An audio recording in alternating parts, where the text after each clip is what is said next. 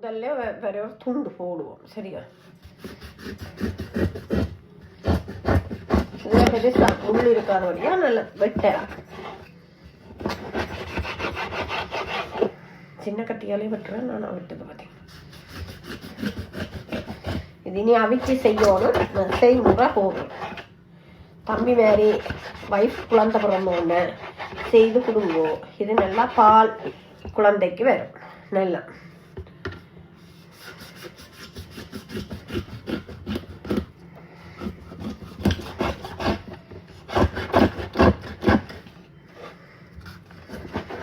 அதையே கட் பண்ணி தருவேனா?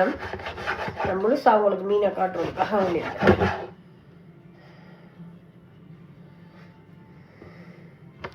இப்படியும் வரைக்கு நாங்கள் இப்படி 2 துண்டா ஓகே இருக்கும் நினைக்கிறேன். இப்போலாம் தேங்காய் பூவும் போட காணும். ரெவண்ண துண்டா வைங்க. அப்புறம் 3-4 தடவை வரைக்கலாம்.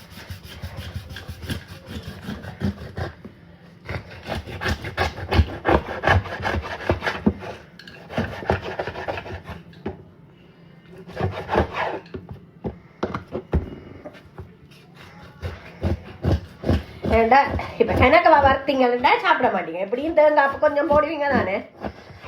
இப்போ குழந்தை பிறந்த பிள்ளைக்கண்டா நச்சீரகத்தூள் போட்டு தான் மறுப்பிடுவேன். இது கொஞ்சம் பெருசாக இருக்கிறபடியா கொஞ்சமாக நான் தந்துடுறேன்.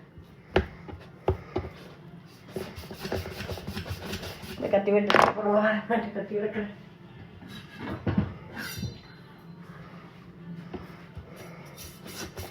இதாக விட வெட்டுறேன். சாமி ரொம்ப வெட்டி வண்டி இருக்கலாமோ? ஹத்தி கொண்டு சிலாஞ்சு போச்சு. அதான் பிரச்சனை. இதுல அந்த இது கிடாக்கெல்லாம் இந்த கரகரப்பு அதுக்குதான்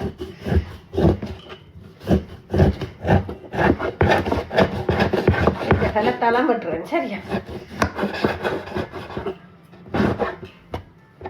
ஓகே. இது 2 பாருங்க. இதுல 1 நாள் வர, 2 நாள் வர, 3 நாள் வர, இதோட 4 நாள் வறுத்து சாப்பிடலாம். ஐயோ என்ன சொல்லி வெட்டுதில்லை.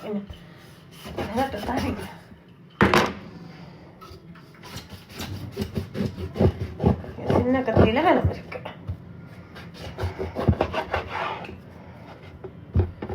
இப்படி 2 ஆக்கிட்டு போடுவோம்.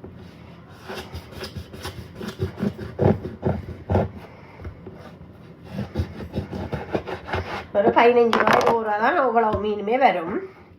ஆனால் நீங்கள் 3 நாளைக்கு கறி குழம்பு இல்லை வரேன் அப்படின்னா நீங்கள் ஏதாவது ஒரு மீன் குழம்போ அல்லது வேறு ஏதாவது ஒரு சமைக்க வரேன். ஏன்னா குழம்பு கறிக்கு வேற ஒரு செய்வீங்க வரைக்கே செய்யலாம். ஓகே. நம்ம இப்படி தீனில் போட்டு பேக்கிங் பண்ணுவோம். அப்புறம் எல்லாம் கழுவலாம்.